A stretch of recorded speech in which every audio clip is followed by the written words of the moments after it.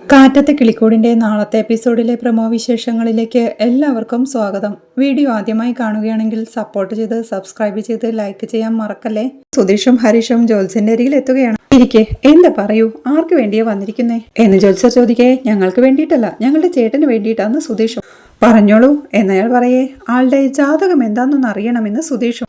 ജാതകം തരൂ, ഫലം പറയാമെന്ന് ജോത്സ്യരും പറയുന്നു. ജാതകം ഉണ്ടാക്കണമെന്ന് സുധീഷ് പറയേ. മനസ്സിലായില്ലെന്ന് അയാളും. അത് വീട്ടിലെ ചേട്ടനെ പെണ്ണാലോചിക്കുന്നുണ്ട്. ഇപ്പൊ ഒരു ബന്ധം ഒത്തു വന്നിട്ടുണ്ട്. പക്ഷേ പെൺ വീട്ടുകാർക്ക് ജാതകം നിർബന്ധമാണ്. ചേട്ടനാണെങ്കിൽ ജാതകമില്ല, ഒരെണ്ണം എഴുതി തരാൻ പറ്റുമോ എന്ന് ഹരീഷ് ചോദിക്കേ. അതിനെന്താ, നിങ്ങളുടെ ജ്യേഷ്ഠന്റെ പേര്, ജനിച്ച ദിവസം, സമയം ഇതൊക്കെ പറയൂ എന്ന് ജോത്സ്യരും. ജനിച്ച ദിവസം അറിയാം, പക്ഷേ നേരം അറിഞ്ഞൂടാ എന്ന് സുധീഷും. നേരം അറിയാതെ എങ്ങനെ ജാതകം എഴുതുമെന്ന് ജോത്സ്യരും. അല്ല, ജാതകം പെർഫെക്റ്റ് ആകണമെന്നൊന്നുമില്ല, ജനിച്ച തീയതി പറയാം. ആ തീയതിയിൽ ഒരു ഉഗ്രൻ ജാതകം ഇങ്ങ് എഴുതി തന്നാ മതി.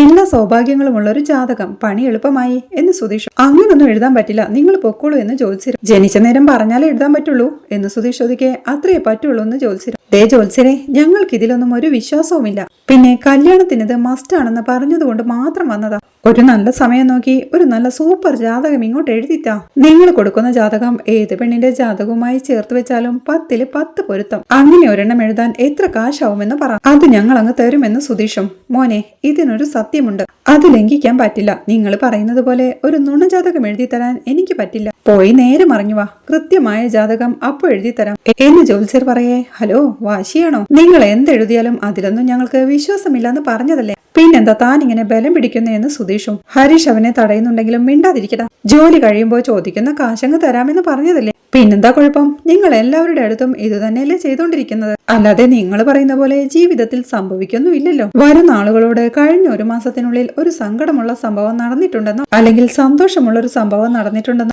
നേരിട്ട് അവരോട് പറയും. അവരപ്പോ അതിൽ വീഴും. കാരണം എന്താ, ഇവിടെ വരുന്ന മിക്കവാറും ആളുകൾ സാധാരണ മനുഷ്യരായിരിക്കും. അവർക്ക് എന്തായാലും എന്തെങ്കിലും ഒരു സംഭവം എല്ലാ മാസവും ഉണ്ടാവും. ഇല്ലെങ്കിൽ നിങ്ങൾ സംസാരിച്ച് അതങ്ങ് ഉണ്ടാക്കും. അതല്ലേ ഏർപ്പാട് എന്ന് പരിഹാസത്തോടെ സുധീഷ് ചോദിക്കും. സുധീഷേട്ടാ, എന്താ ഇതെന്ന് പറഞ്ഞ് ഹരീഷ് അവനെ തടയുന്നുണ്ട്. നീയൊന്നും മിണ്ടാതിരിയടാ. ദേ, നിങ്ങൾ വലിയ സത്യവും ധർമ്മവും ഒന്നും നോക്കണ്ട. ജാതകം എഴുതുന്നതിന് ഉപയോഗിക്കുന്ന ഒരു ഭാഷയില്ല, ആ ഭാഷയിൽ ഇങ്ങ് എഴുതി അങ്ങ് തന്നാ മതിയെന്നേ. ആ ജാതകം കണ്ടുകഴിഞ്ഞാൽ ഒരു നല്ല ജാതകമാണെന്ന് തോന്നണം. ധനയോഗം, രാജയോഗം, മാലയോഗം തുടങ്ങി നിങ്ങളുടെ കയ്യിൽ എന്തൊക്കെ യോഗമുണ്ടോ അതൊക്കെ അതിൽ വേണം എന്ന് സുധീഷ് പറയാം. നിങ്ങൾക്ക് പറഞ്ഞ മനസ്സിലാവില്ലേ?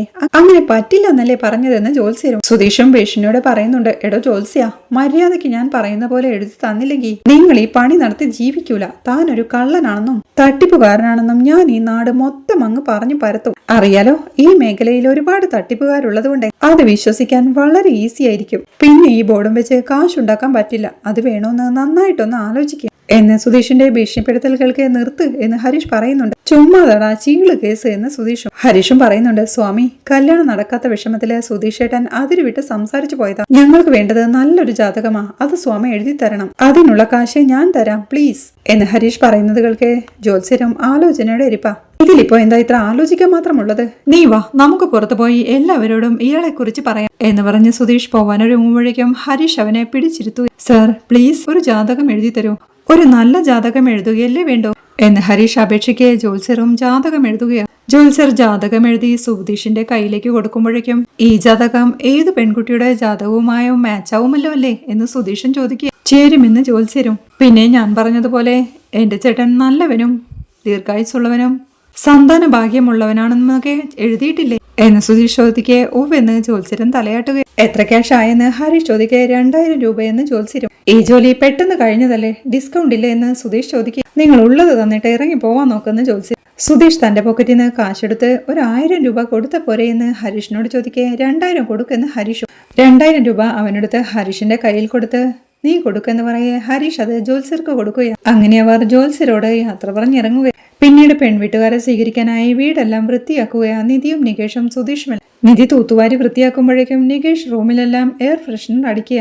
അത് കണ്ട് സുധീഷും ഇപ്പോഴേ അടിക്കാതെ അവർ വരുമ്പോഴടിക്കും, ഇപ്പോഴേ അടിച്ചാൽ അപ്പോഴേക്കും മണമെല്ലാം പോയിട്ടുണ്ടാവും എന്ന് പറയേ. അവർ വന്നതിനു ശേഷം വേണമെങ്കിൽ ഒന്നുകൂടി അടി എന്ന് പറഞ്ഞ് നികേഷ് വീണ്ടും എയർ ഫ്രഷ്നർ അടിച്ചോണ്ടിരിക്കുക. തൂത്തുവാരി കളഞ്ഞ് നിധിയും അങ്ങോട്ട് വരുമ്പോഴേക്കും പെൺവീട്ടുകാർ വരുന്ന കാര്യം സുഭാഷേട്ടൻ അറിയാമോ എന്ന് സുധീഷ് ചോദിക്കും. സുഭാഷേട്ടനോട് പറഞ്ഞിട്ടില്ല, ഇനി അറിഞ്ഞാൽ ദേഷ്യപ്പെടുമോന്ന് അറിയില്ല എന്ന് നിധി പറയേ. സുഭാഷേട്ടൻ വരുമ്പോ ഏടത്തി തന്നെ പറഞ്ഞു.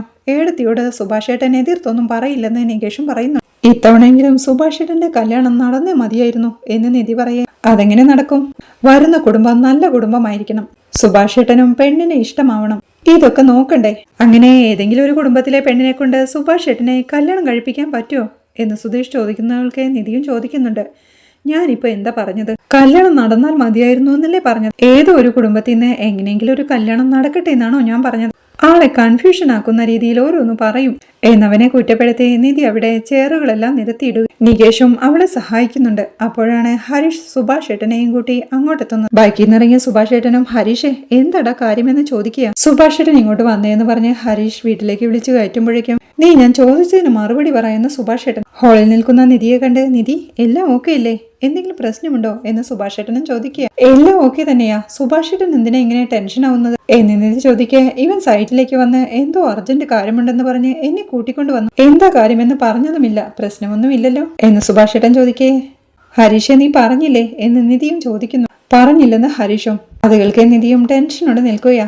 ആദ്യം സുഭാഷ് ഏട്ടൻ ഇങ്ങോട്ട് ഇരിക്കെന്ന് പറഞ്ഞ് സുധീഷ് അവനെ ഒരു കസേരയിൽ പിടിച്ചിരുത്തുകയാ. എടാ സുധീഷേ എന്താ കാര്യം? എന്തു പറ്റി? എന്തിനാ എന്നെ ഇങ്ങനെ പേടിപ്പിക്കുന്നതെന്ന് സുഭാഷ് ഏട്ടനും കസേരയിൽ ഇരുന്നു കൊണ്ട് ചോദിക്കുക. അതുകൾക്ക് സുധീഷും നിധിയോടായി പറ എന്ന് ആംഗ്യം കാണിക്കുക. സുധീഷിനോട് പറയാനായി നിധിയും ആംഗ്യം കാണിക്കുന്നുണ്ട്. എടാ നികേഷേ നീയൊന്നു പറയടാ എന്ന് സുധീഷ് രഹസ്യമായി പറയുക. അയ്യോ ഞാനൊന്നും പറയില്ല എന്ന് നികേഷും. എല്ലാവരും ടെൻഷനോടെ പറയാൻ കഴിയാതെ നിൽക്കുന്നത് കണ്ട് ആരെങ്കിലും ഒന്ന് പറ എന്ന് സുഭാഷ് ഏട്ടനും പരിഭ്രമത്തോടെ പറയുന്നുണ്ട്. ഞാൻ പറയാമെന്ന് നിധി പറയെ സുധീഷിനും ആശ്വാസമാവുകയാണ്. സുഭാഷ് ഏട്ടനെ ഒരു പെണ്ണ് കണ്ടുവച്ചിട്ടുണ്ട് എന്ന് നിധി പറയേ. ഇപ്പോ പെണ്ണിനെ കാണാൻ പോണോ? അതിനാണോ എന്നെ ഇങ്ങോട്ട് വിളിച്ചോണ്ട് വന്നതെന്ന് ഹരീഷിനോടായി ചോദിക്കുന്നുണ്ട് സുഭാഷ് ഏട്ടൻ. സുഭാഷ് ഏട്ടാ നമ്മൾ പെൺവീട്ടിലേക്കൊന്നും പോവേണ്ട. പെൺവീട്ടുകാർ ഇങ്ങോട്ട് വരും എന്ന് നിധി പറയുന്നതുകൾക്ക് പെണ്ണ് ഇങ്ങോട്ട് വരുമെന്നോ എന്ന് സുഭാഷ് ഏട്ടനും. പെണ്ണൊന്നും വരില്ല, പെൺവീട്ടുകാർ ഇങ്ങോട്ട് വരും. എല്ലാം ഓക്കെയാണെങ്കിൽ നമ്മൾ അവരുടെ വീട്ടിൽ പോയി പെണ്ണ് കാണും എന്ന് നിധി പറയുന്നതുകൾക്ക് എന്താ മോളെ ഇത്? നീയും അവരുടെ കൂടെ കൂടി ഓരോന്ന് ചെയ്യുന്നോ എന്ന് സുഭാഷ് ഏട്ടനും ചോദിക്കുക. അങ്ങനെയല്ല സുഭാഷ് ഏട്ടാ. സുഭാഷ് ഏട്ടന്റെ പെണ്ണുകാണലിന്റെ കാര്യം ഞാനാ തുടങ്ങി വെച്ചത്. അവര് വന്ന് കണ്ടിട്ട് പോയിക്കോളും. സുഭാഷ് ഏട്ടൻ വീട്ടിലുണ്ടായാൽ മാത്രം മതി എന്ന് നിധി പറയേ. അതല്ല മോളെ, ഇപ്പൊ എന്തിനാ ഇതൊക്കെ എന്ന് സുഭാഷ് ഏട്ടൻ. പ്ലീസ് സുഭാഷ് ഏട്ടാ, അവര് വന്ന വീടൊക്കെ കണ്ടിട്ട് സുഭാഷ് ഏട്ടനോട് 4 വാക്ക് സംസാരിച്ച് പോയിക്കോളും, അത്രയേ ഉള്ളൂ എന്ന് നിധി പറയെ. എല്ലാവരും ആകാംക്ഷയോടെ സുഭാഷ് ഏട്ടന്റെ മറുപടിക്കായി വെയിറ്റ് ചെയ്ത് നിൽപ്പാ. അത്രയേ ഉള്ളൂ. സുഭാഷ് ഏട്ടൻ ഓക്കെ പറഞ്ഞു. ഞാൻ സുഭാഷ് ഏട്ടനെ മേക്കപ്പ് എല്ലാം ചെയ്ത് റെഡിയാക്കാം. വാ സുഭാഷ് ഏട്ടാ എണീക്ക്, പോയി ലൈറ്റ് ആയിട്ടൊരു ടച്ചപ്പ് ചെയ്യാം എന്ന് പറഞ്ഞ് നികേഷ് വിളിക്കുമ്പോഴേക്കും സുഭാഷും ചെയറിൽ നിന്ന് എഴുന്നേറ്റ് അതൊന്നും വേണ്ട നികേഷ് എന്നവനെ തടയുന്നുണ്ട്. മുഖത്ത് കുറച്ച് പൗഡർ എങ്കിലും ഇടും, ലൈറ്റായി മേക്കപ്പ് ചെയ്യാം, വാ സുഭാഷ് ഏട്ടാ എന്ന് നികേഷ് വിളിക്കുക. ഹരീഷും പറയുന്നുണ്ട്. നികേഷേ ഇത്തവണ സുഭാഷ് ഏട്ടൻ മേക്കപ്പ് ചെയ്യുന്നതിന് കാര്യമുണ്ടാവും. ഉറപ്പായും ഈ വിവാഹം നടക്കുമെന്ന്. സുഭാഷ് വീണ്ടും എന്തോ പറയാനായി തുടങ്ങുമ്പോഴേക്കും സുധീഷ് അവനെ തടഞ്ഞ് സുഭാഷ് ഏട്ടൻ ഇവിടെ നിന്നാൽ ഇങ്ങനെ എതിർത്തുകൊണ്ടേയിരിക്കും, നീ കൊണ്ടുപോയി മേക്കപ്പ് ചെയ്യടാന്ന് പറഞ്ഞ് സുഭാഷ് ഏട്ടനെ നികേഷിന്റെ കൂടെ പറഞ്ഞു വിടുക സുധീഷ്. അവർ പോയി കഴിയുമ്പോഴേക്കും അച്ഛനും പാട്ടുപാടിക്കൊണ്ട് ഹാളിലേക്ക് എത്തുകയാണ്. നിധിയും അച്ഛനോടായി അച്ഛ ഒരു പ്രധാനപ്പെട്ട കാര്യം പറയാനുണ്ട്. കുറച്ചു സമയത്തിനകം പെൺവീട്ടുകാർ ഇങ്ങോട്ട് വരും എന്നവൾ പറയേ. അതിന് എന്ന് അച്ഛനും. അത് കണ്ട് സുധീഷും ദേഷ്യത്തോടെ ഇയാളോടൊക്കെ എന്തിനു സംസാരിക്കുന്നു? അച്ഛനാണെന്നൊരു ചിന്ത പോലും ഇയാൾക്കില്ല എന്ന് സുധീഷും ദേഷ്യത്തോടെ പറയും. അത് വിട് സുധീഷേ, ഞാൻ സംസാരിക്കുകയല്ലേ എന്നവനെ വഴക്കു പറഞ്ഞ് വീണ്ടും അച്ഛനോടായി പെൺവീട്ടുകാർ സുഭാഷ് ഏട്ടനെ കാണാൻ വരുന്നു എന്നവൾ പറയുന്നത് കേൾക്കെ. അല്ലെങ്കിൽ നമ്മൾ പെൺവീട്ടിൽ പോയി പെണ്ണിനെ കണ്ട് അവിടെയുള്ള പലഹാരമെല്ലാം കഴിച്ചിട്ട് വരാറല്ലേ പതിവ്. ഇപ്പോഴെന്താ പുതിയൊരു പരിപാടി? പെൺവീട്ടിൽ നിന്ന് പയ്യനെ കാണാൻ വരുന്നു. എന്താ പയ്യനെ പാട്ട് പാടാൻ അറിയാമോ, ഡാൻസ് കളിക്കാൻ അറിയാമോ എന്നൊക്കെ നോക്കാൻ വരുന്നതാണോ എന്ന് അച്ഛനും ചോദിക്കുക. അതൊന്നുമല്ല, അവർ വീട് ആദ്യം കാണണമെന്ന് പറഞ്ഞു, അതുകൊണ്ടാണ് അവർ വരുന്നത്. അച്ഛനും പുറത്തെവിടെയും പോവാതെ വീട്ടിലിരിക്കണം, അത് പറയാനാ വിളിച്ചത് എന്ന് നിധി പറയേ. എപ്പോഴാ അവർ വരുന്നത് എന്ന് അച്ഛനും ചോദിക്കും. കുറച്ചു സമയത്തിനകം വരുമെന്ന് നിധി പറയേ. അവർ നല്ല നേരം നോക്കിയേ ഇറങ്ങുകയുള്ളൂ. 4:30 മണിക്ക് രാഹുകാലം കഴിഞ്ഞിറങ്ങുമെന്നാ പറഞ്ഞത്. സമയം 4:30 പോകുന്നു. കുറച്ചു സമയത്തിനകം വരുമെന്ന് സുധീഷും പറയുക. എന്നിട്ട് എന്നോട് ഇത് ഇപ്പോഴാണോ പറയുന്നത്? കുറച്ചു മുൻപേ പറയാമായിരുന്നില്ലേ എന്ന് അച്ഛനും ചോദിക്കുക. മുൻപേ പറഞ്ഞിരുന്നെങ്കിൽ അച്ഛൻ എന്ത് ചെയ്യുമായിരുന്നു? ന്യായമായും അച്ഛനാണ് പെണ്ണ് നോക്കേണ്ടത്. അതൊന്നും ചെയ്യുകയുമില്ല. ഞങ്ങളൊരു പെണ്ണിനെ കണ്ടുപിടിച്ച് പെൺവീട്ടുകാർ വരും, വീട്ടിലിരിക്കെന്ന് പറയുമ്പോൾ ഞങ്ങളുടെ നേരെ വഴക്കിന് വരുന്നു. അച്ഛനിവിടെ ഉണ്ടാവണമെന്ന് ഞങ്ങൾക്ക് നിർബന്ധമൊന്നുമില്ല, പക്ഷേ വരുന്നവർ ചോദിക്കുമല്ലോ, അതിനു വേണ്ടിയാ ഇവിടെ ഉണ്ടാവണമെന്ന് പറയുന്നത് എന്ന് ഹരീഷ് പറയുന്നത് കേൾക്കെ. ഓ അതിനു വേണ്ടിയാണോ? നിങ്ങൾക്ക് അച്ഛനില്ലെന്ന് അങ്ങ് പറഞ്ഞ പോരെ? മര്യാദയ്ക്ക് സംസാരിച്ചില്ലെങ്കിൽ ഞാൻ എന്റെ പാട്ടിന് അങ്ങ് ഇറങ്ങിപ്പോ എന്ന് അച്ഛനും ദേഷ്യത്തോടെ പറയുക. അത് കേൾക്കെ നിധിയും അച്ഛന് വഴക്കു പറയുക. ചുമ്മാ വിരട്ടാതെ വീട്ടിലിരിക്കെ, അത്രയേ വേണ്ടൂ എന്ന്. ഓക്കെ മേഡം, വീട്ടിലിരിക്കണം, അത്രയല്ലേ ഉള്ളൂ എന്ന് ചോദിച്ച് അവിടെയുള്ള ചെയറിലേക്ക് ഇരിക്കുകയാ. അപ്പോഴേക്കും സുഭാഷിനെ റെഡിയാക്കി നികേഷ് അങ്ങോട്ട് കൊണ്ടുവരികയാണ്. നികേഷ് സുഭാഷ് ചേട്ടനോട് ഇരിക്കാനായി പറയുമ്പോഴേക്കും അവരെത്തിയെന്ന് അറിയിച്ചുകൊണ്ടുള്ള ബ്രോക്കറുടെ കോൾ സുധീഷിന് വരുന്നുണ്ട്. കോൾ വെച്ചു കഴിഞ്ഞ് സുധീഷും നിധിയോടായി നിധി അവർ വന്നു എന്ന് പറയേ ശരി നമുക്ക് കൂട്ടിയിട്ട് വരാമെന്ന് പറഞ്ഞ് എല്ലാവരും കൂടി പുറത്തേക്ക് പോകാൻ തുടങ്ങുകയാണ്. സുഭാഷും അവരുടെ കൂടെ ചെല്ലാൻ തുടങ്ങുമ്പോഴേക്കും നിൽക്ക് സുഭാഷ് ചേട്ടാ, സുഭാഷ് ചേട്ടൻ എന്തിനാ കൂടെ വരുന്നത്? സുഭാഷ് ചേട്ടൻ ഇവിടെ ഇരിക്കെ, ചേട്ടൻ പയ്യനല്ലേ, ഇവിടെ ഇരുന്നാൽ മതി, ഞങ്ങൾ കൂട്ടിക്കൊണ്ടുവരാമെന്ന് പറഞ്ഞ് സുധീഷും നിധിയും നികേഷും ഹരീഷും എല്ലാം പുറത്തോട്ട് ഇറങ്ങി പോവുകയാണ്. പെൺവീട്ടുകാർ കാറിൽ മുറ്റത്തെത്തുമ്പോഴേക്കും ബ്രോക്കറും തന്റെ സ്കൂട്ടിയിൽ അങ്ങോട്ടെത്തുകയാണ്. ആരും കാറിൽ നിന്ന് ഇറങ്ങാത്തത് കൊണ്ട് എല്ലാവരും സംശയത്തോടെ നോക്കി നിൽപ്പാം. കാറിൽ നിന്ന് പുറത്തിറങ്ങുന്നില്ലല്ലോ എന്ന് നിധി ടെൻഷനോടെ ചോദിക്കേ താൻ പോയി നോക്കിയിട്ട് വരാമെന്ന് പറഞ്ഞ് സുധീഷ് കാറിനടുത്തേക്ക് ചെല്ലുകയാണ്. സുധീഷ് അവർക്ക് നമസ്കാരം പറഞ്ഞ് വീട്ടിലേക്ക് വിളിക്കുമ്പോഴേക്കും സമയമായിട്ടില്ലെന്നും 5:15 ശേഷമാണ് നല്ല സമയമെന്നും അതിനുശേഷമേ ഇറങ്ങുകയുള്ളൂ എന്നും പെണ്ണിന്റെ അച്ഛൻ പറയുന്നുണ്ട്. സുധീഷും ബ്രോക്കറുടെ അരികിലേക്ക് ചെന്ന് എന്താ ഇവരിങ്ങനെ വീട്ടിലേക്ക് വരാത്തത് എന്താണെന്ന് ചോദിക്കേ അവർക്ക് എല്ലാത്തിലും വിശ്വാസം കുറച്ച് കൂടുതലാണെന്നും നമുക്ക് എന്ത് ചെയ്യാൻ കഴിയുമെന്നും കുറച്ചു നേരം വെയിറ്റ് ചെയ്യാമെന്നും ബ്രോക്കറും പറയും. സുധീഷ് നിധിയുടെ അരികിലേക്ക് ചെല്ലുമ്പോഴേക്കും എന്തു പറ്റിയെന്ന് നിധിയും ചോദിക്കുക. അവർ നല്ല സമയം നോക്കിയേ ഇറങ്ങുകയുള്ളൂവെന്ന്. 5:15 ശേഷമാണ് അത്രയും നല്ല സമയമെന്ന് സുധീഷും പറയുകയാണ്. അങ്ങനെ സുധീഷും കൂട്ടരും അവര് വെയിറ്റ് ചെയ്ത് നിൽക്കുകയാണ്. പിന്നീട് 5:15 അവരെല്ലാവരും വണ്ടിയിൽ നിന്ന് ഇറങ്ങി വരികയാണ്. എല്ലാവരും സന്തോഷത്തോടെ അവരെ സ്വീകരിച്ച് അകത്തേക്ക് കൂട്ടിക്കൊണ്ടു പോവുകയാണ്. അവർ ഹാളിലേക്ക് എത്തുമ്പോഴേക്കും അച്ഛനും സുഭാഷ് ചേട്ടനുമെല്ലാം നമസ്കാരം പറഞ്ഞ് അവരെ സ്വീകരിച്ചിരുത്തുകയാണ്. സുഭാഷും ഒരു ചെയറിലേക്ക് ഇരിക്കുക. വീട് കണ്ടിട്ട് പഴയതുപോലെ ഉണ്ടല്ലോ എന്നവർ പറയുന്നുണ്ട്. നിധി അപ്പോഴേക്കും അവർക്ക് ചായ കൊണ്ടു കൊടുക്കുകയാണ്. സുഭാഷിനെ നോക്കി ഇതാണോ പയ്യനെന്ന് പെണ്ണിന്റെ അമ്മ ചോദിക്കുക. അതെ, ഇതാണ് പയ്യൻ സുഭാഷ് ചേട്ടൻ എന്ന് സുധീഷ് പരിചയപ്പെടുത്തി സുഭാഷ് അവർക്ക് നമസ്കാരം പറയുക. അവരുടെ കൂടെ ഒരു ജ്യോത്സ്യരും ഉണ്ടായിരുന്നു. പെൺകുട്ടിയുടെ അച്ഛനും പറയുന്നുണ്ട് നിങ്ങളെക്കുറിച്ചെല്ലാം നിങ്ങളുടെ അനിയനും ഭാര്യയും പറഞ്ഞു. എനിക്ക് ഒരേ ഒരു മകളാണുള്ളത്, ബികോം വരെ പഠിച്ചിട്ടുണ്ട്. ഇപ്പൊ വീട്ടിലിരിപ്പാ. പയ്യന്റെയും പെൺകുട്ടിയുടെയും ജാതകം തമ്മിൽ പൊരുത്തമുണ്ടാവണം. ജാതകം ചേരാതെ കല്യാണം കഴിക്കുന്ന പാരമ്പര്യം ഞങ്ങളുടെ കുടുംബത്തിലില്ല. എത്ര നല്ല കുടുംബമാണെങ്കിലും ജാതകം സെറ്റായാൽ മാത്രമേ ഞങ്ങൾ കാര്യങ്ങൾ മുന്നോട്ട് നീക്കുകയുള്ളൂ. പെണ്ണിന്റെയും പയ്യന്റെയും ജാതകം ചേർന്ന പിന്നെ വേറൊന്നും ഞങ്ങൾ നോക്കാറില്ല എന്ന് പറഞ്ഞ് അവരുടെ കുടുംബ ജ്യോത്സ്യരെ പരിചയപ്പെടുത്തുകയാണ്. ഇതാണ് ഞങ്ങളുടെ കുടുംബ ജ്യോത്സ്യർ. ജ്യോത്സ്യരോട് ചോദിച്ച് ഞങ്ങൾ ഏതു കാര്യത്തിലും തീരുമാനമെടുക്കാറുള്ളൂ. അതാ കൈയോടെ കൂട്ടിക്കൊണ്ടു വന്നതെന്ന് പെൺകുട്ടിയുടെ അച്ഛനും പറയുകയാ. വാസ്തുവും വീടും ഒന്നും കുഴപ്പമില്ല, വീട് സ്വന്തം വീടാണോ എന്ന് ജ്യോത്സ്യർ ചോദിക്കേ. അതെ അതെ, സ്വന്തം വീടാണെന്ന് സുധീഷും. പയ്യന്റെ ജാതകം ഒന്ന് കൊണ്ടുവരാമോ എന്ന് ജ്യോത്സ്യർ ചോദിക്കേ. ഒരു മിനിറ്റ് എന്ന് പറഞ്ഞ് സുധീഷ് ജാതകം എടുക്കാനായി പോവുകയാ. അങ്ങനെ സുധീഷ് സുഭാഷിന്റെ ജാതകം കൊണ്ട് കൊടുക്കുകയാ. നോക്കിയിട്ട് പറയാമെന്ന് അയാളും. ജാതകം ഒത്തു നോക്കിയിട്ട് ബാക്കിയുള്ള കാര്യങ്ങൾ സംസാരിക്കാമെന്ന് പെണ്ണിന്റെ അച്ഛനും പറയുകയാ. സുധീഷും പറയുന്നുണ്ട് ചോദിക്കുന്നത് കൊണ്ട് തെറ്റിദ്ധരിക്കരുത്. ജാതകം വേണമെന്ന് ആദ്യമേ പറഞ്ഞിരുന്നെങ്കിൽ താൻ ജാതകം കൊണ്ടുവന്നു തന്നേൻ. അതിനുവേണ്ടി നിങ്ങൾ കഷ്ടപ്പെട്ട് ഇത്ര ദൂരം വരണമെന്നില്ലായിരുന്നു. അതും കുടുംബ ജ്യോത്സ്യനെയും കൂട്ടിക്കൊണ്ട് വന്നിരിക്കുന്നു എന്ന് സുധീഷ് ചോദിക്കേ.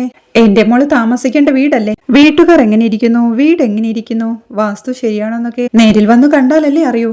ഇതെല്ലാം ഓക്കെ ആണെങ്കിൽ ജാതക പൊരുത്തവും നോക്കാം എന്നൊക്കെ പെൺകുട്ടിയുടെ അച്ഛനും പറയുന്നുണ്ട്. ജാതക പൊരുത്തം നോക്കി ജ്യോത്സ്യരും ഇടയ്ക്കിടെ അങ്കലാപ്പോടെ സുഭാഷിനെ നോക്കുക. എല്ലാവരും ജ്യോത്സ്യന്റെ വാക്കുകൾക്കായി കാതോത്തിരിക്കെ ഇത് ശരിയാവില്ല എന്ന് പെൺകുട്ടിയുടെ അച്ഛനോടായി ജ്യോത്സ്യർ പറയുകയാണ്. അത് കേൾക്കെ എല്ലാവരും ടെൻഷനോടെ നിൽക്കെ ഈ ജാതകം ഇപ്പൊ എഴുതിയുണ്ടാക്കിയതാണോ എന്ന് ജ്യോത്സ്യനും ചോദിക്കുന്നുണ്ട്. അത് കേൾക്കെ നിധിയും ദേഷ്യത്തോടെ സുധീഷിനെ നോക്കുകയാ. പഴയ ജാതകം നശിച്ചുപോയി, അതുകൊണ്ടാ പുതിയത് എഴുതിയതെന്ന് ഹരീഷും പറയുന്നു. ആരാ ഈ ജാതകം എഴുതിയതെന്ന് അയാൾ ചോദിക്കേ. സുധീഷ് ജ്യോത്സ്യന്റെ പേര് പറഞ്ഞു കൊടുക്കുക. അത് കേൾക്കെ ജ്യോത്സ്യനും പെൺകുട്ടിയുടെ അച്ഛനോടായി ഈ ജാതകം നമ്മുടെ പെൺകുട്ടിയുടെ ജാതകവുമായി ചേരില്ല. നമ്മുടെ പെൺകുട്ടിക്കെന്ന് മാത്രമല്ല ഏതൊരു പെൺകുട്ടിയുടെ ജാതകവുമായും ഈ ജാതകം ചേരില്ല എന്ന് ജ്യോത്സ്യൻ പറയുന്നത് കേൾക്കെ സുധീഷും ഹരീഷിനോടായി പതിയെ ചോദിക്കുന്നുണ്ട്. അയാളോട് എല്ലാം തികഞ്ഞൊരു നല്ല ജാതകം എഴുതാനല്ലേ പറഞ്ഞത്? സുധീഷേട്ടൻ ഭീഷണിപ്പെടുത്തിയത് കൊണ്ട് അയാള് ഒരു ചീത്ത ജാതകമായി എഴുതി തന്നതെന്ന് തോന്നുന്നു എന്ന് ഹരീഷ് ഓർമ്മിപ്പിക്കെ. അയാൾക്ക് ഞാൻ വെച്ചിട്ടുണ്ടെന്ന് സുധീഷും പറയുക. ആരുടെ അടുത്ത് കൊടുത്താടാ ജാതകം എഴുതിച്ചത് എന്നച്ഛൻ വഴക്ക് പറയേ. സുധീഷ് ആ ജ്യോത്സ്യന്റെ പേര് വീണ്ടും പറയുക. ഇപ്പോഴത്തെ കാലത്ത് എല്ലാവരും ജാതകം അവർക്ക് തോന്നിയ പോലെ എഴുതും. ഇപ്പോഴാർക്കും ഗണിക്കുന്ന പതിവൊന്നുമില്ലല്ലോ, കമ്പ്യൂട്ടർ ജാതകമല്ലേ ഇപ്പോ എന്ന് പറഞ്ഞ് ഒരു പ്രശസ്തനായ ജ്യോത്സ്യനെ അറിയാമോ എന്ന് അച്ഛൻ ജ്യോത്സ്യരോടായി ചോദിക്കും. You know him, famous astrologer എന്നച്ഛൻ ചോദിക്കേ. എനിക്കറിയാം, അതൊരു ഫേമസ് ജ്യോത്സ്യനല്ലേ എന്ന് അയാളും. യു നോ ഹിം എന്നച്ഛൻ ചോദിക്കേ. അറിയാമെന്ന കുടുംബ ജ്യോത്സ്യനും.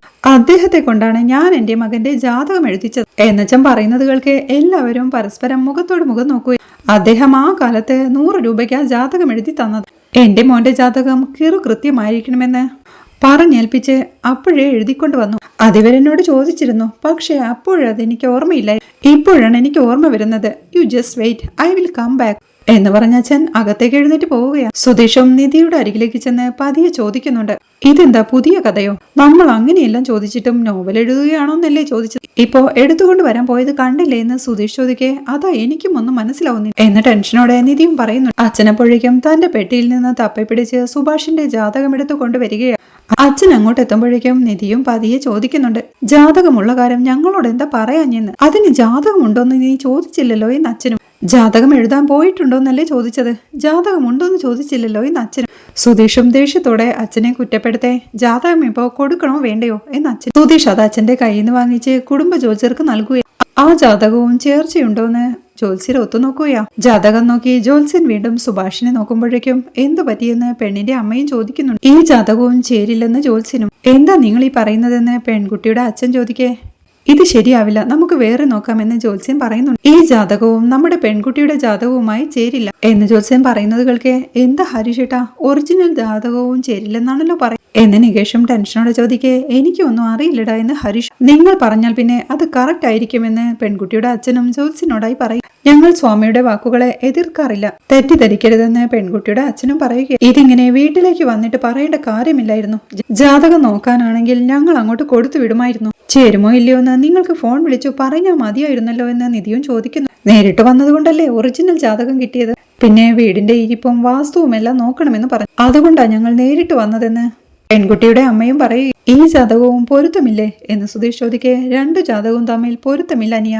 അതുമാത്രമല്ല ഈ പയ്യന്റെ ജാതകം തീരെ മോശമാണ്. ഈ ജാതകത്തിൽ പെൺദോഷമുണ്ട്. ഈ ജാതകക്കാരന് വിവാഹ വിധിയില്ല. ഈ ജാതക പ്രകാരം ഇയാൾ വസിക്കുന്ന വീട്ടിലേക്ക് ഒരു സ്ത്രീ വന്നു വാഴില്ല എന്ന് ജ്യോത്സ്യൻ പറയുന്നത് കേൾക്കെ എല്ലാവരും ഞെട്ടലോടെ നിൽപ്പാ. അതുകൊണ്ടാണ് സുഭാഷിന്റെ ജാതകം ഇതുവരെ റെഡി ആവാത്തതല്ലേ എന്ന് ബ്രോക്കറും ചോദിക്കുന്നുണ്ട്. അതെ, ഈ ജാതകക്കാരന്റെ കല്യാണം നടക്കാൻ സാധ്യതയേയില്ല. അതുമാത്രമല്ല ഈ ജാതകക്കാരൻ താമസിക്കുന്ന വീട്ടിൽ ഇയാൾക്ക് മാത്രമല്ല ഇയാളുടെ കൂടെ പിറന്ന സഹോദരങ്ങളുടെയും കല്യാണം നടക്കില്ല എന്ന് ജ്യോത്സ്യൻ പറയുന്നത് കേൾക്കെ അച്ഛനും മനസ്സിൽ ചിന്തിക്കുന്നുണ്ട്. അപ്പോ എന്റെ ഭാര്യ കൂടെ ഇല്ലാത്തതിന്റെ കാരണം ഞാനല്ല, ഇവന്റെ ജാതക ദോഷമാണെന്ന് സുധീഷും പറയുന്നുണ്ട്. വെറുതെ ഇങ്ങനെ ഓരോന്ന് പറയാതെ, എന്റെ കല്യാണം നടന്നു, എന്റെ ഭാര്യയെ നിങ്ങൾ കാണുന്നില്ലേ? ഈ ജാതകത്തിൽ കാണുന്നതേ ഞാനും പറഞ്ഞുള്ളൂ. ഈ ജാതകക്കാരൻ താമസിക്കുന്ന വീട്ടിൽ ഒരു പെണ്ണിന് സ്ഥിരമായി ഇവിടെ താമസിക്കാൻ കഴിയില്ലെന്നാ. നിങ്ങളുടെ കല്യാണം കഴിഞ്ഞില്ലെങ്കിലും ഇനി കല്യാണം കഴിഞ്ഞ് നല്ലൊരു കുടുംബജീവിതം വേണമെങ്കിലും ഈ ജാതകക്കാരൻ ഈ വീട്ടിൽ ഉണ്ടാവാൻ പാടില്ല. ഈ ജാതകത്തിൽ വിവാഹ ദോഷവുമുണ്ട്. അതിനുവേണ്ടി പരിഹാര ക്രിയകളെല്ലാം ചെയ്യണം. പരിഹാരം ചെയ്താൽ നല്ലത് നടക്കാൻ സാധ്യതയുണ്ട്. എത്ര പരിഹാരം ചെയ്താലും ഈ ജാതകക്കാരൻ വീട്ടിലുള്ളിടത്തോളം ആ വീട്ടിലുള്ളവർക്ക് നല്ലതൊന്നും നടക്കില്ല. അതാണ് ഈ ജാതകത്തിന്റെ സ്വഭാവം എന്ന് ജ്യോത്സ്യർ പറയുന്നത് കേൾക്കെ എല്ലാവർക്കും ടെൻഷൻ ആവുകയാ. നിങ്ങൾ ചോദിച്ചതുകൊണ്ട് ഇത്രയും പറഞ്ഞെന്നേയുള്ളൂ എന്ന് ജ്യോത്സ്യൻ പറയുമ്പോഴേക്കും ഞങ്ങളോട് ക്ഷമിക്കെന്ന് പറഞ്ഞ് പെൺകുട്ടിയുടെ വീട്ടുകാർ എഴുന്നേറ്റ്, ഈ വിവാഹം ശരിയാവില്ല, ഞങ്ങൾ ഇറങ്ങുകയാണെന്ന് പറഞ്ഞ് യാത്ര പറഞ്ഞിറങ്ങുകയാണ്. എല്ലാം കേട്ട് ഒരു മരവിപ്പോടെ ഇരിക്കുകയാണ് സുഭാഷും. ഇത്രയും നാളും കല്യാണം റെഡിയാവാത്തതിന്റെ കാരണം ഇവന്റെ ജാതകമാണെന്ന് ഇപ്പോഴല്ലേ മനസ്സിലാവുന്നത് എന്ന് അച്ഛനും പറയുന്നു. കാശ് കൊടുത്ത് ജാതകം എഴുതിക്കുമ്പോൾ ഒരു നല്ല ജാതകം എഴുതിച്ചൂടായിരുന്നു. വിവരമില്ലടാ നിങ്ങൾക്ക്, ഒരു കാര്യവും നല്ലതുപോലെ ചെയ്യാൻ അറിയില്ല, എന്നിട്ട് എന്റെ മെക്കിട്ട് കയറാൻ വരും. പെണ്ണ് കാണലും കല്യാണം നടത്തലും അങ്ങോട്ട് മാറി നിൽക്കെന്ന് പറഞ്ഞ് അച്ഛൻ ഉമ്മറത്തേക്ക് ഇറങ്ങി പോവുകയാണ്. സുഭാഷ് ആ ജ്യോത്സ്യനെയും കുറ്റപ്പെടുത്തുന്നുണ്ട്. അപ്പോഴാണ് ആകെ മരവിച്ച അവസ്ഥയിലിരിക്കുന്ന സുഭാഷ് ഏട്ടനെ കാണുന്നത്. സുഭാഷ് ഏട്ടാ, ആ കള്ള് ജ്യോത്സ്യൻ പറയുന്നതൊന്നും വിശ്വസിക്കാതെ എന്ന് സുധീഷ് പറയുന്നുണ്ടെങ്കിലും കണ്ണി നിറഞ്ഞ് മരവിപ്പോടെ ഇരിക്കുകയാണ് സുഭാഷ് ഏട്ടനും. അത് കണ്ട് നിധിയും സുഭാഷ് ഏട്ടന്റെ അരികിലേക്ക് ചെന്ന്, ആ ജ്യോത്സ്യർ പറഞ്ഞതൊന്നും വിശ്വസിക്കാതെ ഇവരിങ്ങനെ കുടുംബ ജ്യോത്സ്യരെയും കൂട്ടിക്കൊണ്ടുവന്ന് ഇവിടെ ഇരുന്ന് ജാതകം നോക്കുമെന്ന് ഞങ്ങൾ വിചാരിച്ചില്ല. അതറിഞ്ഞിരുന്നെങ്കിൽ അവരോട് ഇങ്ങോട്ട് വരണ്ടെന്ന് പറയാമായിരുന്നു. അവർ പയ്യന്റെ വീട് കാണാൻ വരുമെന്ന് പറഞ്ഞപ്പോ പ്രോഗ്രസീവായ കുടുംബമാണല്ലോ എന്ന് വിചാരിച്ച് ഞങ്ങൾ വരാൻ സമ്മതിച്ചത്. ഇങ്ങനെയൊരു പണി ഉപയോഗിക്കുമെന്ന് ഞങ്ങൾ സത്യമായും വിചാരിച്ചില്ല സുഭാഷ് ഏട്ടാ എന്ന് സങ്കടത്തോടെ നിധിയും പറയുന്നു. എന്ത് പെൺദോഷമാണെന്നാ പറയുന്നത്? ഏടത്തി ഞങ്ങളുടെ വീട്ടിലല്ലേ താമസിക്കുന്നത്, അത് അയാൾക്ക് അറിയില്ലേ എന്ന് ഹരീഷും ദേഷ്യത്തോടെ ചോദിക്കുന്നു. ഞാൻ അക്കാര്യം അയാളോട് ചോദിച്ചതല്ലേ, അയാൾ അത് സമ്മതിച്ചില്ലല്ലോ എന്ന് സുധീഷും പറയുക. സുഭാഷേട്ടൻ വിഷമിക്കാതെ, ഒരു കുടുംബമാണോ അത്? ഭാഗ്യത്തിന് അങ്ങനെ ഒരു കുടുംബത്തിൽ പെട്ടില്ലല്ലോ എന്നോർത്ത് സമാധാനിക്കുക എന്നൊക്കെ എല്ലാവരും സുഭാഷ് ഏട്ടനെ ആശ്വസിപ്പിക്കുന്നുണ്ടെങ്കിലും സുഭാഷ് അതേ ഇരിപ്പ് തന്നെ. സുധീഷും സുഭാഷ് ഏട്ടന്റെ കൈ കവർന്നെടുത്ത്, സുഭാഷ് ഏട്ടാ, സുഭാഷ് ഏട്ടനെ ഞങ്ങൾ എല്ലാവരും കൂടി പ്രയാസപ്പെടുത്തി, സുഭാഷ് ഏട്ടാ സോറി എന്ന് സങ്കടത്തോടെ സുധീഷ് പറയേ. ആ അവസ്ഥയിൽ നിന്നുണർന്ന സുഭാഷും അവന്റെ കൈ എടുത്തു മാറ്റി ഒന്നും മിണ്ടാതെ റൂമിലേക്ക് കയറി പോവുകയാണ്. നിധിയും സങ്കടത്തോടെ പറയുന്നുണ്ട്, നമ്മളാണ് തെറ്റ് ചെയ്തത്. അവർ വീട്ടിലേക്ക് വരുന്നു എന്ന് അറിഞ്ഞപ്പോ തന്നെ നമ്മൾ ഇതേക്കുറിച്ച് ചിന്തിക്കണമായി. അവരൊരു ജ്യോത്സ്യരെയും കൂട്ടി വരുമെന്ന് നമുക്കെങ്ങനെ അറിയാം? നല്ല സമയമാവട്ടെ കാറിൽ നിന്ന് ഇറങ്ങാനെന്ന് പറഞ്ഞ് കാറിൽ തന്നെ ഇരുന്നപ്പോഴേ ഞാൻ ചിന്തിച്ചതാ. നിങ്ങൾ പുറത്തിറങ്ങണ്ട, വന്ന വഴി തന്നെ തിരിച്ചു വിട്ടോ എന്ന് പറയാൻ തോന്നിയതാ എന്ന് സുധീഷും പറയുന്നുണ്ട്. സുഭാഷ് ഏട്ടൻ ഇത് വല്ലാതെ ഹേർട്ടായി. സുഭാഷ് ഏട്ടന്റെ മുഖം കണ്ടാൽ അറിയാം കഷ്ടമായി പോയി എന്ന് നികേഷും ടെൻഷനോടെ പറയും. അതൊന്നും സാരമില്ലടാ, സുഭാഷ് ഏട്ടനെ നമുക്കറിയില്ലേ, കുറച്ചു സമയം കഴിഞ്ഞാൽ റെഡിയാവും, നീ വേണമെങ്കിൽ നോക്കിക്കോ എന്ന് സുധീഷും ആശ്വസിപ്പിക്കും. റൂമിലെത്തിയ സുഭാഷും സങ്കടത്തോടെ കട്ടിലേക്ക് ഇരിക്കുക. അവന്റെ മനസ്സിൽ നിറയെ ആ ജ്യോത്സ്യൻ പറഞ്ഞ വാക്കുകളായിരുന്നു. ഈ ജാതക വിധി പ്രകാരം ഇയാൾ താമസിക്കുന്ന വീട്ടിലേക്ക് ഒരു സ്ത്രീ വന്ന് വാഴില്ല. ഇയാൾക്ക് മാത്രമല്ല, ഇയാളുടെ കൂടെ പിറപ്പുകളുടെയും കല്യാണം നടക്കില്ല. കല്യാണം കഴിഞ്ഞ് നല്ലൊരു ജീവിതം മുന്നോട്ട് കൊണ്ടുപോകണമെങ്കിൽ ഈ ജാതകക്കാരൻ വീട്ടിലുണ്ടാവാൻ പാടില്ല. ഇയാൾ താമസിക്കുന്ന വീട്ടിൽ ഒരു പെണ്ണിന് സ്ഥിരമായി ജീവിക്കാൻ കഴിയില്ല. ഈ ജാതകക്കാരൻ വീട്ടിൽ താമസിക്കുന്നിടത്തോളം കാലം എന്ത് പരിഹാരം ചെയ്താലും ആർക്കും നല്ലതൊന്നും നടക്കില്ല എന്നൊക്കെ ജ്യോത്സ്യൻ പറഞ്ഞതോർക്കെ സുഭാഷും പൊട്ടിക്കരയുകയാ. പിന്നീട് രാത്രിയാകുമ്പോൾ സുഭാഷ് ഡ്രസ്സെല്ലാം ചേഞ്ച് ചെയ്ത് അടുക്കളയിലേക്ക് പോവാനായി ഡൈനിങ് ഹാളിലേക്ക് വരുമ്പോഴേക്കും സുധീഷും കൂട്ടരും സുഭാഷ് ഏട്ടനെ ആശ്വസിപ്പിക്കുകയാ. നമ്മളെ പേടിപ്പിച്ച് ഓരോന്ന് പറഞ്ഞ് കാശ് തട്ടാനുള്ള പരിപാടിയാണിതെന്ന് നികേഷ് പറയുന്നുണ്ട്. അവൻ പറഞ്ഞത് കറക്റ്റ് ആണെന്നും അങ്ങനെ വിശ്വസിച്ചാണ് ഒരുപാട് പേരുടെ ജീവിതം തകർന്നു പോയതെന്നും നമ്മളെ തകർക്കാൻ വേണ്ടിയാണ് ഇങ്ങനെ ഓരോന്ന് പറഞ്ഞിട്ട് പോയതെന്നും അതോർത്ത് സുഭാഷ് ഏട്ടൻ സങ്കടപ്പെടേണ്ടെന്നും സുധീഷും ആശ്വസിപ്പിക്കുന്നുണ്ട്. പക്ഷേ സുഭാഷും പറയുകയാ, അതല്ലടാ സുധീഷേ, അയാൾ പറഞ്ഞത് സത്യം തന്നെയാണെന്നാ എനിക്കും തോന്നുന്നത്. ഈ വീടിന്റെ അവസ്ഥ ഇങ്ങനെയാവാൻ കാരണം ഞാൻ തന്നെയാ. ഇതറിഞ്ഞിരുന്നെങ്കിൽ ഞാൻ എപ്പോഴും ഈ വീട് വിട്ടു പോകുമായിരുന്നു എന്ന് സുഭാഷ് സങ്കടത്തോടെ പറയുമ്പോഴേക്കും അത് കേട്ടുകൊണ്ട് ഉമ്മറത്തിരിക്കായിരുന്ന അച്ഛനും അങ്ങോട്ട് വന്ന് അയാൾ പറഞ്ഞതും കേട്ട് നിന്ന് മോങ്ങുന്നു. പോയി നിന്റെ ജോലി നോക്കടാ എന്ന് സുഭാഷിനെ വഴക്കു പറഞ്ഞ് അച്ഛൻ ഉമ്മറത്തേക്ക് പോവാൻ തുടങ്ങുന്നേരം ഹലോ എന്ന് സുധീഷ് വിളിക്കുക. Yes, what can I do for you എന്ന് അച്ഛൻ ചോദിക്കുക. സുഭാഷിയുടെ ജാതകം ഉണ്ടോന്ന് ചോദിച്ചപ്പോ ഇല്ലെന്നല്ലേ പറഞ്ഞത്, ഇപ്പൊ ഇവിടുന്ന് പെട്ടെന്ന് ഈ ജാതകം കിട്ടി എന്ന് സുധീഷ് ചോദിക്കും. അപ്പൊ മറന്നുപോയി, എനിക്ക് ഓർമ്മയില്ലായിരുന്നു, ഇപ്പോ ഓർമ്മ വന്നു, ജാതകം എടുത്തുകൊണ്ട് വന്നു എന്നച്ഛൻ പറയേ. അതെങ്ങനെ, ഞങ്ങൾ എന്താ തെലുങ്കിലാണോ ചോദിച്ചേ എന്ന് സുധീഷും ചോദിക്കുക. ഓൾ ഇന്ത്യ ലാംഗ്വേജ് ഏത് കേട്ടാലും എനിക്ക് മനസ്സിലാവും, എനിക്ക് ഓർമ്മയില്ലെന്നല്ലേ ഞാൻ പറഞ്ഞത്, എന്ത് വന്നാലും എന്റെ മിക്കിട്ട് കയറിക്കോളും, പോടാ എന്ന് പറഞ്ഞ് അച്ഛനും ഉമ്മറത്തേക്ക് ഇറങ്ങി പോവുകയും നികേഷും സുഭാഷ് ഏട്ടനോടായി പറയുന്നുണ്ട്. സുഭാഷ് ഏട്ടാ, ജോത്സർ പറഞ്ഞത് തന്നെ ഓർത്തിരിക്കാതെ. അത് കേൾക്കെ സുഭാഷും പറയുകയാ, അതല്ലടാ, അയാള് പല കാര്യങ്ങളും സത്യമാ പറഞ്ഞത്. ഈ വീടിന് പെൺദോഷമുണ്ട്, അതുകൊണ്ടാണ് ഇവിടെ പെണ്ണുങ്ങൾ വാഴാത്തതെന്ന് പറഞ്ഞത് കറക്റ്റ് അല്ലേ എന്ന് സുഭാഷ് സങ്കടത്തോടെ ചോദിക്കേ. അങ്ങനെയൊന്നും ഇല്ല സുഭാഷ് ഏട്ടാ, പെൺദോഷം എന്നൊന്നും ഇല്ല, അയാൾ എന്തൊക്കെയോ ചുമ്മാ തട്ടിവിട്ടതാണെന്ന് നിധിയും പറയുന്നുണ്ട്. ഇല്ല മോളെ, നീ എന്നെ സമാധാനിപ്പിക്കാൻ വേണ്ടിയാ ഓരോന്ന് പറയുന്നത്. അയാൾ പറഞ്ഞ പല കാര്യങ്ങളും ശരിയായിരുന്നുവെന്ന് സുഭാഷും പറയുക. നിങ്ങളൊന്ന് ആലോചിച്ചു നോക്ക്, ഈ വീട്ടിൽ കല്യാണം നടക്കാത്തത്, കല്യാണം കഴിഞ്ഞാലും അധിക കാലം ഒന്നിച്ചു ജീവിക്കാത്തത്, അത് ശരിയല്ലേ? അച്ഛൻ കല്യാണം കഴിച്ചു കൊണ്ടുവന്ന രണ്ടുപേരും ഇപ്പോ ഈ വീട്ടിലില്ല, അതിനെല്ലാം കാരണം എന്റെ ജാതകദോഷമല്ലേ എന്ന് സുഭാഷ് ചോദിക്കേ. പിന്നെ ഞാനെങ്ങനെ ഈ വീട്ടിൽ താമസിക്കുന്നു എന്ന് നിധിയും ചോദിക്കുന്നു. അതെ സുഭാഷ് ഏട്ടാ, നിധി ഈ വീട്ടിൽ താമസിക്കുന്നില്ലേ, അത് ഓർത്തില്ലേ സുഭാഷ് ഏട്ടൻ എന്ന് സുധീഷ് ചോദിക്കേ.